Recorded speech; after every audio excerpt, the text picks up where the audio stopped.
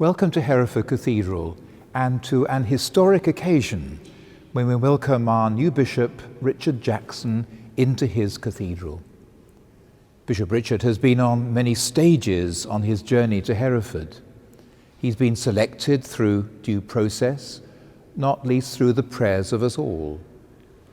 He's been nominated by the Prime Minister and elected by the College of Canons here. He's been confirmed in his election by the Archbishop of Canterbury and has paid homage to Her Majesty the Queen as Supreme Governor of the Church of England.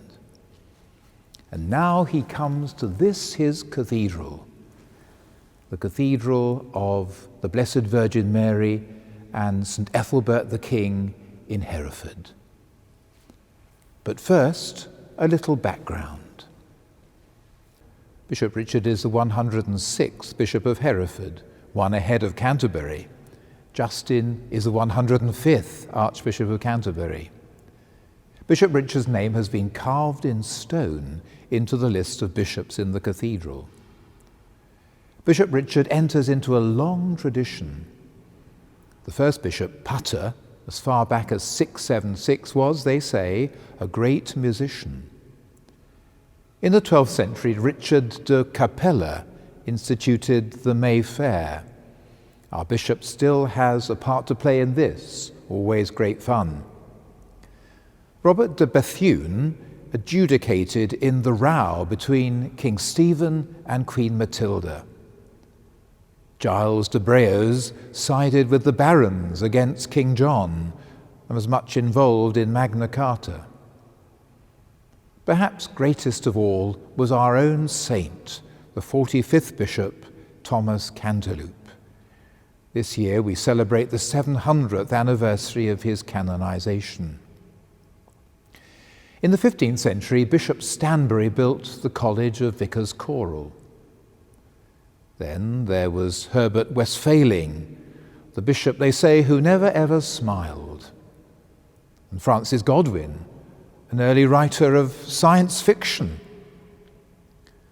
Some were in post for decades. Herbert Croft was bishop for over 30 years in the 17th century, but Matthew Wren for only 3 months. Some bishops were controversial. Wren Dixon Hampden in the 19th century, and Herbert Hensley Henson.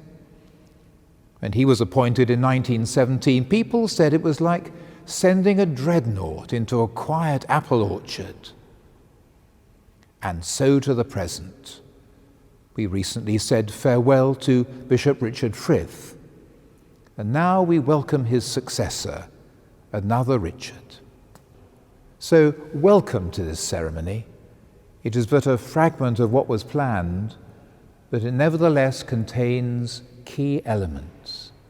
In it, Bishop Richard will take his oaths on the ancient Hereford Gospels, dating from the late 8th century, and in the cathedral's possession since the time of Athelstan, the 25th bishop, in the 1040s. Later, Bishop Richard will be placed in the ancient episcopal throne, a magnificent example of 14th century woodwork. He is placed in the seat by the Archdeacon of Canterbury, representing the Archbishop, and reminding us all of our vital link with the mother church of our province, Canterbury Cathedral. Finally, Bishop Richard will be handed the diocesan crozier or staff by Bishop Alistair, Bishop of Ludlow.